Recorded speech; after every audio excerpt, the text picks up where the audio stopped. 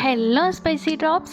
Today recipe పప్పుచారు. First ఒక కుక్కర్లో 1 కప్ ఆఫ్ కందిపప్పుని తీసుకొని 2 స్పూన్స్ ఆఫ్ పెసరపప్పుని కూడా వేసుకొని కడుక్కొని అందులో తగినన్ని వాటర్ వేసి ఆయిల్ మరియు పసుపు కూడా వేసి కుక్కర్ని స్టవ్ పైన పెట్టుకోవాలి. ఇప్పుడు ఒక బౌల్లో చింతపండు నానబెట్టుకొని కుక్కర్ 3 విజిల్స్ వచ్చాక ఆ పప్పుని పక్కన పెట్టుకొని మరొక బౌల్లో ఆయిల్ వేసి ఆవాలు జీలకర్ర కూడా వేసుకోవాలి.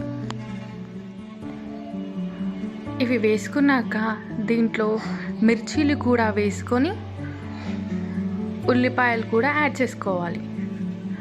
ఉల్లిపాయలు రంగు మారాక దీంట్లో మరికొద్దిగా పసుపు వేసుకోవాలి. అలా పసుపుని వేసుకొని బాగా కలుపుకున్నాక ఇందులోనే నానబెట్టుకున్న చింతపండుని రసంలా మార్చుకొని కూడా వేసుకోవాలి. ఇప్పుడు మన టేస్ట్కి సరిపడా సాల్ట్ మరియు కావాల్సినంత కారం కూడా వేసి బాగా మరగనిచ్చుకోవాలి ఈ రసాన్ని. ఇలా మరిగాక ఇందాక మనం ఉడికించి పెట్టుకున్న పప్పుని కూడా కొద్ది కొద్దిగా వేసుకుంటూ బాగా కలుపుకోవాలి.